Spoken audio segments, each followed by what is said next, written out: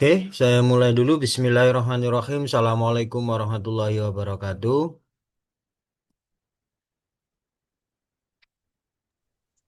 Waalaikumsalam warahmatullahi wabarakatuh. Salam warahmatullahi wabarakatuh. Share screen-nya sudah muncul?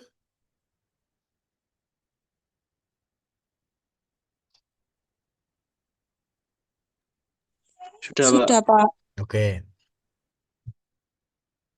hari ini kita akan melanjutkan materi untuk filsafat ilmu ya. Hari ini pertemuan yang ke-10 kalau dihitung dengan UTS. Tapi kalau UTS tidak dihitung berarti ini pertemuan yang ke-9. Dan terima kasih sudah berkenan meluangkan waktu untuk maju pukul 7 gitu ya. Dan saya juga mohon maaf karena hari ini tidak bisa ke kampus. Dan untuk materi hari ini adalah tokoh-tokoh filsafat timur ya. Kita akan berbicara filsafat timur. Kalau dari awal perkuliahan kita banyak berbicara atau hampir semuanya yang saya sampaikan itu semuanya filsafat barat. Apakah di timur tidak ada aliran filsafat? Ada, bahkan di Indonesia juga ada. Seperti itu. Nah, hari ini kita singgung sedikit-sedikit perwakilan dari filsafat timur masing-masing daerah gitu ya yang paling menonjol pemikiran filsafatnya yang masuk wilayah timur.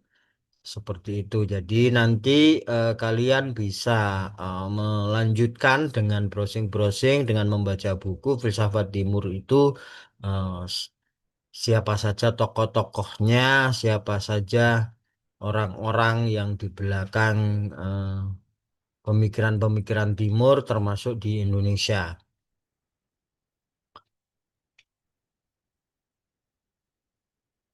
Tampilannya berubah di slide yang kedua sudah atau tidak bisa bergeser? Sudah, Pak. Sudah, Oke. Pak. Sudah begitu. Jadi sebelum menuju ke tokoh-tokohnya, ini benang merah yang bisa ditarik ketika kita membandingkan antara filsafat barat dengan filsafat timur, ya. Jadi kalau filsafat barat itu kiblatnya rasional, ke analisis dan juga logika formal. Ya, mengapa seperti itu? Karena basicnya adalah empiris. Ya, basicnya adalah empiris.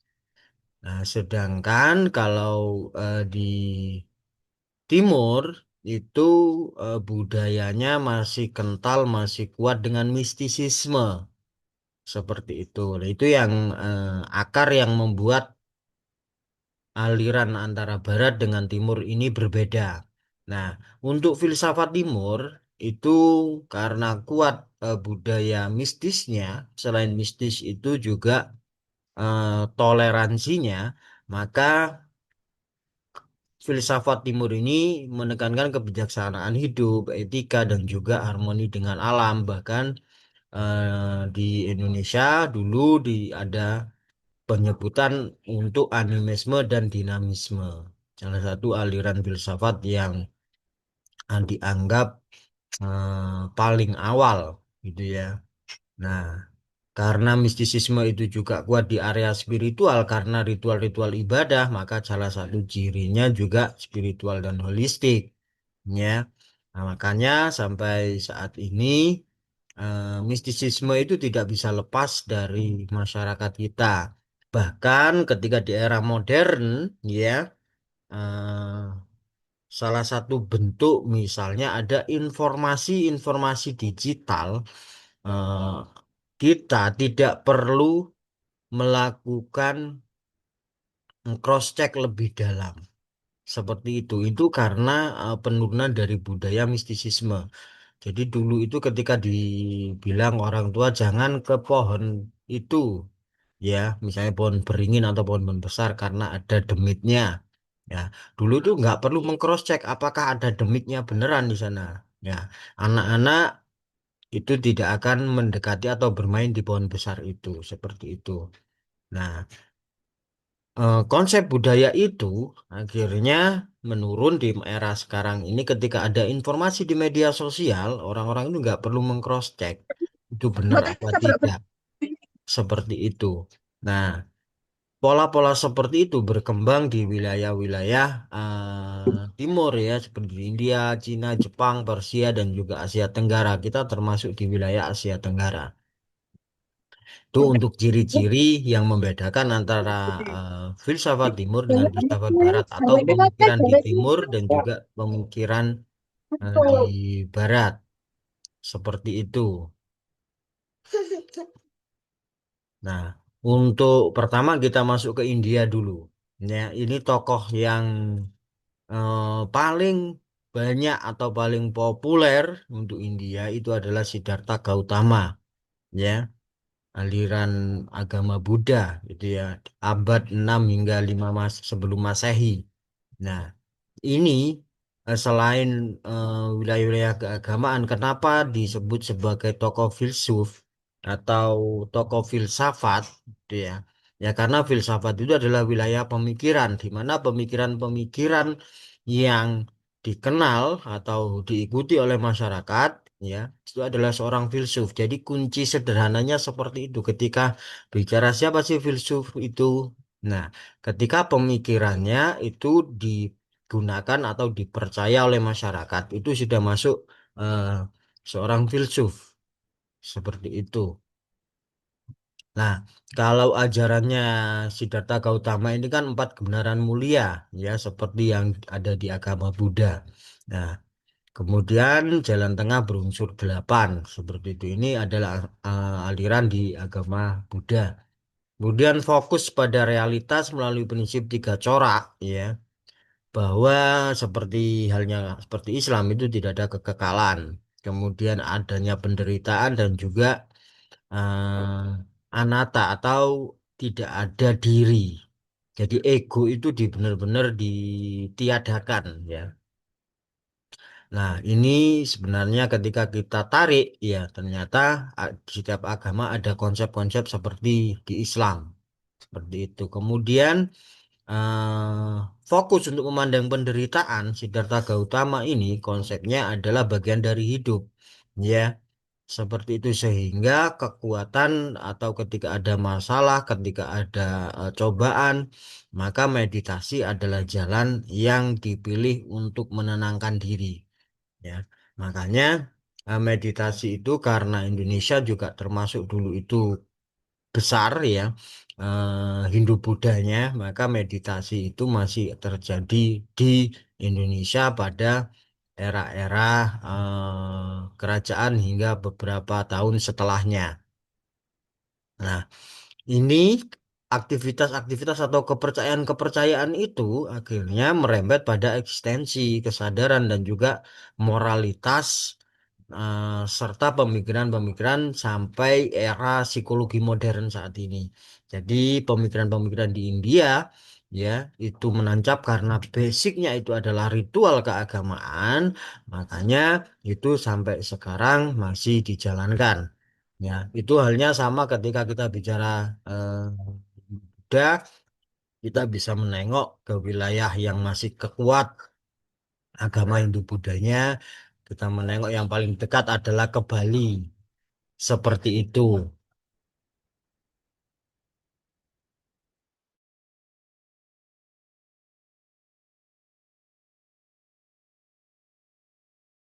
Kemudian untuk pemikir selanjutnya setelah Siddhartha Gautama, kita akan ketemu dengan pemikiran era-era setelahnya, ya. Ini abad ke-6 sebelum Masehi, di mana konsep-konsep dari Mahavira ini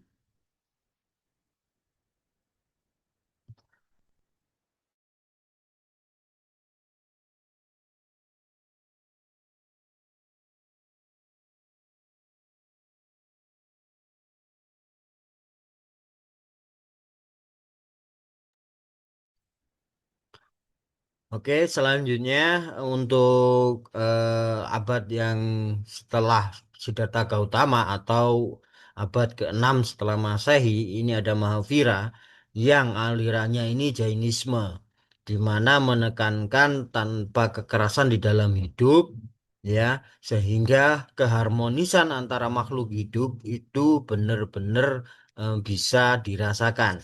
Nah, ini ketika masuk ke wilayah sosial atau ke wilayah manusianya, jadi ini untuk Jainisme ini tidak hanya manusia saja, tetapi manusia dengan tumbuhan, manusia dengan hewan, ya.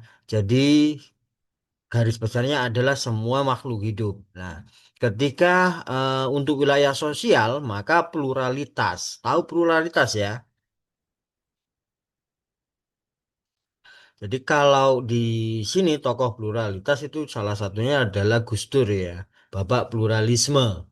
Dikenal seperti itu. Makanya semua agama itu bisa hidup salah satunya berkat Gus Dur itu ya untuk di Indonesia. Makanya dulu ketika beliau menjabat sebagai presiden, pengakuan untuk agama-agama minoritas ya itu mulai dimunculkan ya di eranya beliau itu ya. Ada hari libur selain Islam lah di era beliau itu ya. Kemudian gagasan yang kedua itu Syadafada, yakni logika kemungkinan ya bahwa segala sesuatu yang ada di dunia ini masih memiliki kemungkinan-kemungkinan. Seperti itu konsepnya. Jadi ketika seseorang menghadapi permasalahan yang kayaknya tidak menemukan solusi, ya, aliran Swadavada ini menentukan bahwa pasti ada jalan, ada kepercayaan seperti itu, ya, sehingga membentuk rasa-rasa optimisme, spirit-spirit perjuangan yang begitu kuat. Nah, selain itu di konsepnya Mahavira itu juga ada konsep moksa, ya. Jadi moksa ini tidak hanya soal ketubuhan ya. Maksudnya ketubuhan itu moksa yang difahami saat ini atau masyarakat luas moksa ini adalah hilangnya tubuh gitu ya. Hilang kertaning bumi gitu ya kalau di Jawa menyebutnya. Jadi tidak ada tubuh seperti halnya kalau dalam Islam itu ada sesi jenar kayak gitu ya. Kemudian kalau era sebelumnya itu berarti yang akhirnya dijadikan Tuhan Bapa sama eh, agama Kristen gitu ya, Nabi Yusuf, Nabi Isa gitu ya. Nah, ini konsep moksa yang secara umum. Nah, tetapi dalam Mahavira, konsepnya Mahavira ini, moksa ini diartikan sebagai pengendalian hawa nafsu. Ya, di mana hawa nafsu ini perlu dikendalikan agar tidak menjadi brutal manusia itu. Nah, asketisme yang ketat, jadi di sini ada benteng-benteng yang membentuk diri yang harus benar-benar dikontrol sehingga pelepasan ikatan karmik ini adalah proses-proses yang ada di dalam diri yang tidak bisa dikontrol secara naluriah gitu ya. Nah, ini dilepaskan sehingga efek-efek negatif di dalam tubuh itu sudah tidak ada. Seperti itu untuk konsep dari Mahavira. Nah, tokoh selanjutnya untuk wilayah India setelah Mahavira di abad ke-6 sebelum Masehi, ini ada lagi tokoh yakni Sankara. Ini sudah masuk wilayah Masehi gitu ya. Dan disebut juga sebagai Advaita Vedanta. Agak sulit penyebutannya karena tidak terbiasa dengan bahasa India kayak gitu ya. Nah, apa sih yang diajarkan oleh Sankara saat itu atau pemikiran-pemikirannya Sankara saat itu ya non-dualisme di mana Brahmana dan dunia fenomena maya ini adalah realitas tertinggi ya. Sehingga golongan-golongan Brahma itu dianggap golongan-golongan yang mendapatkan strata sosial terbaik di sana, ya. Karena apa? Karena memiliki kesadaran absolut, ya. Karena sudah tidak lagi mementingkan kehidupan dunia. Nah, di mana hal itu diiringi dengan konsep bahwa ilusi relatif, ya, bahwa dunia ini merupakan angkara murka gitu ya, atau dunia yang maya sebenarnya, sesuatu yang nyata dianggap dunia yang maya. Jadi realitas itu dianggap semu. Nah, ini konsep dualisme itu ya, non-dualisme yang diajarkan oleh Sankara. Kemudian yang gagasannya dia yang selanjutnya ya ini pencarian jati diri, ya, melalui Brahman atau jalan menuju konsep-konsep pertapa itu seperti apa atau soko guru itu seperti apa, ya. Nah, ini yang akhirnya membentuk bahwa eh, kaum-kaum Brahma ini adalah kaum-kaum yang mengejar keilmuan seperti itu. Nah, ini sampai saat ini di India itu masih kuat seperti itu ya. Makanya ketika kalian melihat film-film India, itu pasti ada proses-proses pengejaran pengetahuan di dalam film-filmnya, belajar, sekolah atau kuliah, bahkan sampai ke luar negeri, konsep-konsep itu masih muncul di film-film India. Nah, itu karena ada filsafat yang melatar belakangi pemikiran di India, yakni yang digagas oleh Sankara itu. Nah, untuk karya-karyanya, ini yang dua karya yang terbesar itu Vivekajudamani ya, saya juga agak sulit gitu ya. Nah, menyebutnya. Kemudian Upanishad. Nah, ini dua karya dia yang banyak dipelajari atau banyak diikuti hingga saat ini. Kemudian tokoh yang keempat, ya, di India itu Patanjali. Ya, ini sudah masuk abad kedua, ya, tapi sebelum Masehi.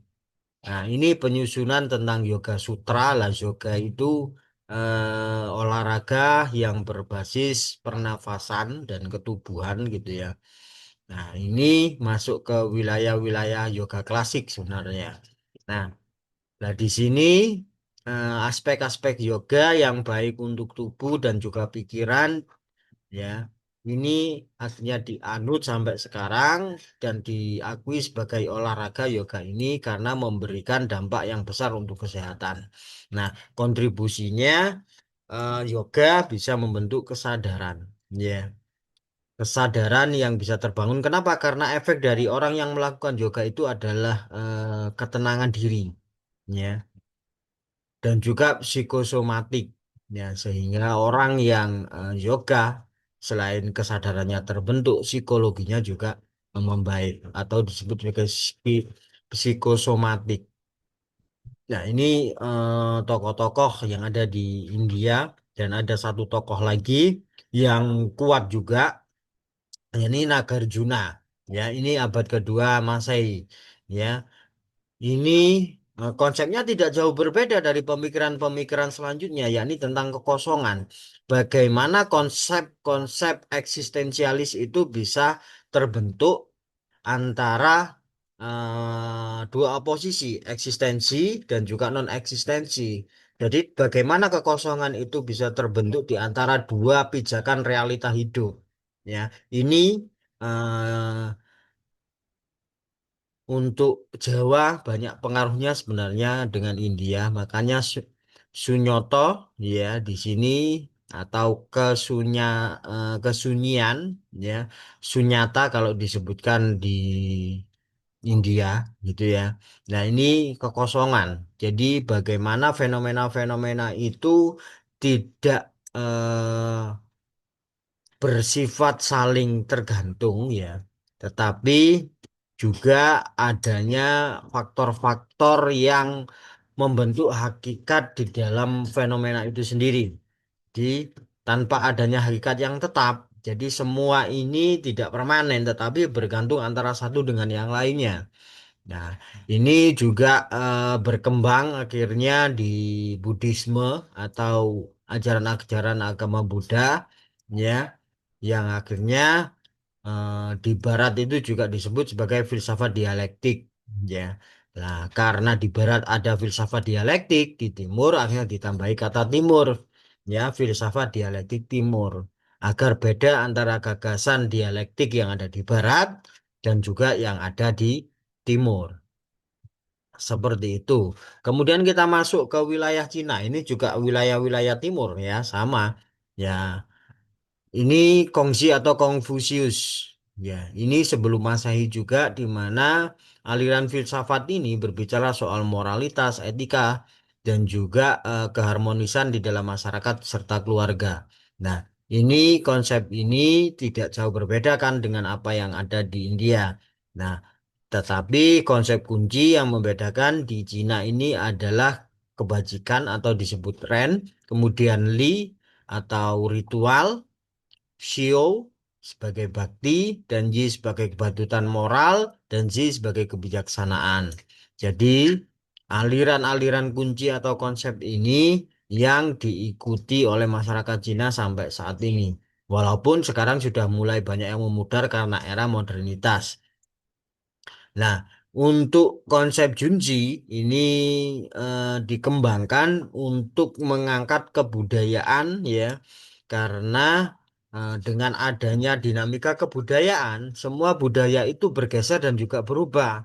Nah, akhirnya Junji ini khawatir eh, kekhawatiran antara aktivitas yang melunturkan kebudayaan itu akhirnya sama Konfusius ini eh, membuat konsep pemikiran tentang Junji ya, dan juga pentingnya nama marga ya, atau alirannya sebagai Zhengming ini, sehingga kalau orang Cina itu ketika menyebut namanya, nama lengkapnya itu akhirnya ketemu ini marganya siapa, seperti itulah. Ini diterapkan sampai di Indonesia itu juga ada di wilayah Batak gitu ya, ada marga di Batak itu ada marga juga. Nah, ini keterpengaruhan dari pemikiran Cina. Karena apa? Karena Cina juga banyak melancong ke Indonesia, tidak hanya di India saja. Zaman sebelum adanya Indonesia atau masa-masa kerajaan Nusantara, itu kan India sama Cina ini masuk ke Indonesia melalui perdagangan. Ya, bahkan yang membawa Islam juga India dan Cina salah satunya. Nah, kemudian setelah itu konsepnya Konfusius ini akhirnya sampai saat ini tidak hanya di Indonesia, tetapi juga di wilayah-wilayah timur itu sudah mempengaruhi struktur sosial, pendidikan, dan juga pola kepemimpinan. Ya, ini begitu kuat dan melekat, bahkan bisa dilihat di Indonesia. Tokoh selanjutnya yang ada di Cina itu ada juga Laozi ya, atau gagasan Taoisme itu. Nah, kalian mungkin sesekali pernah mendengar ketika menonton film Cina ajaran Tao gitu ya. Di film Kerasakti gitu ya. Itu kan disebutkan ada ajaran Tao di sana ya. Kemudian Wu Wei yakni selaras dengan alam atau organik, dan raw jadi kekuatan lunak. Kekuatan lunak itu maksudnya ini adalah kekuatan yang tidak bisa dilihat oleh kasat mata. Jadi kekuatan-kekuatan seperti sihir ya, kekuatan tenaga dalam dan lain sebagainya itu disebut raw ya oleh Laozi. Nah, itu filsafatnya dia akhirnya sifatnya kontemplatif, naturalistik, dan juga mistis. Ya, itu seperti yang saya sebutkan di awal tadi ketika kita bicara soal wilayah timur. Nah, kemudian tokoh selanjutnya ini Zhuangzi, ya, ini generasi penerusnya aliran Tao tadi, tetapi ini dengan pendekatan yang berbeda, menggunakan relativisme, imajinatif dan juga metaforis. Kekuatan diarahkan ke sana, sehingga Kenapa sih kok ada imajinatif dan metaforis ya? Karena kesastraan Cina berkembang pesat, ya, bahkan sampai saat ini, ya. Bahkan di era-era modern, Cina kemarin juga mendapat penghargaan Nobel Sastra Dunia. Nah, ini kenapa? Karena kesastraannya kuat dan membudaya. Nah, kalau di Indonesia ini kan mulai luntur ya, bahkan sastra Jawanya juga sudah mulai berkurang, hampir tidak ada kayak gitu ya. Nah, ini konsep ini akhirnya bisa membentuk norma sosial, ya, sehingga tidak ada tekanan antara batin dan juga tidak ada konsep-konsep yang namanya spontanitas. Jadi semua matang, ya. Itu yang diajari dalam kesusastraan Cina. Nah, ini akhirnya cocok dengan konsep Taoisme tadi. Nah, ini pada titik tertingginya, yakni konsep pencerahan. Dan tokoh yang selanjutnya, ini Mozi, alirannya disebut Mozisme, gitu ya, diambil dari namanya. Nah, ini ngomong soal bahwa cinta itu tidak boleh diskriminasi ya, menentang perang dan juga kemewahan yang berlebihan. Atau Jian Ai, nama alirannya Jian Ai. Jadi ngomong soal cinta di sini. Ya. Nah, ini kalau di Barat, ini aliran utilitarianisme, ya, tetapi ketika di Timur atau di Cina disebut sebagai Mozi, ya. Dan juga inilah yang membuat logika dan juga sains terbentuk di Cina. Awal-awalnya ini adalah generasinya Mozi ini. Nah, selanjutnya tokoh yang ada di Cina masih ada lagi yang kuat yakni Mencius atau Mengzi, ya, mengembangkan konsep Konfusianisme. Ini juga mungkin kalian pernah berseliweran ya. Aliran Konfusianisme ini seperti apa? Yakni bagaimana aliran ini menekankan kebaikan alamiah manusia. Jadi setiap manusia dalam konsep dari Mencius ini memiliki kebaikan. Jadi seburuk-buruknya orang itu pasti memiliki kebaikan. Itu kalau dipandang dari konsepnya Mencius. Nah, ini yang menjadi penting sehingga ini menjadi salah satu gagasan yang terus dibawa ke pemerintahan. Ya. Hal itu dipuja dengan pondasi empat gagasan kebajikannya, yakni Ren, Yi, Li, dan Zi. Itu yang sudah ada di dalam tubuh manusia. Nah, kalau di Jawa itu disebut sedulur papat limo pancer. Nah, ini jadi sebenarnya wilayah timur itu banyak persamaan, tetapi hanya bahasanya saja. Karena bahasanya berbeda, penyebutannya juga akan berbeda. Nah, itu ya, yang kalau di Cina disebut kalau Mencius ini disebut Renyilizi. Kalau di Jawa sedulur papat limo pancer. Nah, kemudian tokoh yang lainnya yang juga kuat di Cina ini adalah Yunzi, ya, yang kalau tadi itu energi baik lah, Yunzi ini energi buruk, ya, bahwa sesuatu yang buruk di dalam diri itu ketika ditempa, ketika ditata, ketika dilatih akan menjadi baik, ya. Jadi kalau kita lihat ditarik ke belakang gitu ya, oh ternyata kebaikan dan keburukan itu harus dikontrol di dalam tubuh manusia. Seperti itu sehingga konsep Lee tidak berbeda dengan konsep tokoh yang sebelumnya, ya. Ini diatur melalui ritual atau norma, ya. Jadi di dalam diri efek negatif yang Lee ini ditata melalui ritual dan juga norma, nah, atau agama. Nah, ini untuk membentuk sikap-sikap disiplin di dalam diri. Tentunya karena ini menekankan keburukan, Nah, atau menata keburukan ini akhirnya diadaptasi sampai sekarang pada wilayah-wilayah sosial dan juga di wilayah-wilayah pendidikan yang ada di Cina. Nah, setelah di Cina tokoh yang kuat juga ya itu ada Jepang ya. Kalau di Jepang konsepnya mungkin mirip-mirip ya, tidak berbeda jauh ya. Oh ya, nanti ini tinggal 10 menit. Nanti kalau habis gabung di tautan yang sama ya.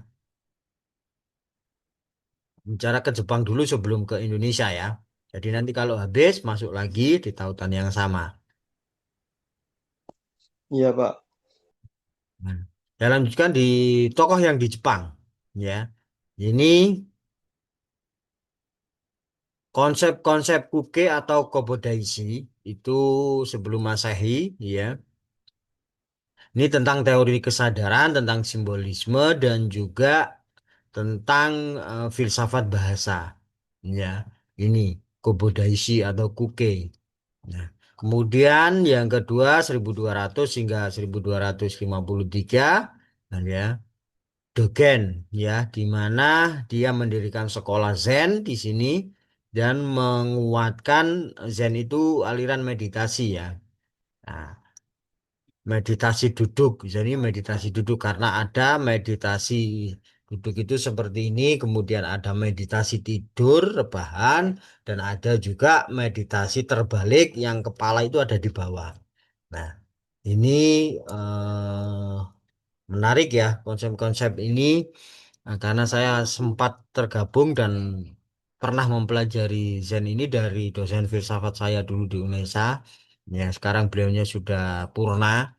Nah, saya benar-benar merasa berhutang budi karena dikenalkan dengan yoga dan juga aliran-aliran Zen.